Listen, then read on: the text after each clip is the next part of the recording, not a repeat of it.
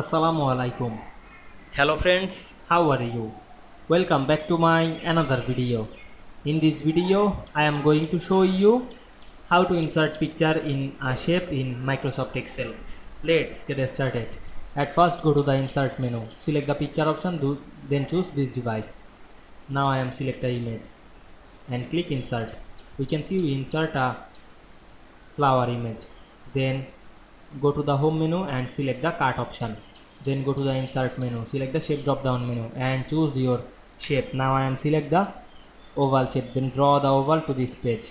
Then select the shape and go to the shape format menu, choose format shape option and select the fill option and select picture or texture fill. Then select the clipboard and automatically pasted the carted picture. Then we close the window and this has the picture. You go to the picture format menu, choose the crop option and this has the image.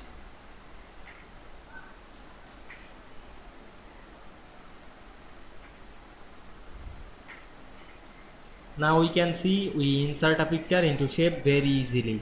I hope you enjoyed my video. Please like, comment, share and subscribe my channel. Thanks for watching.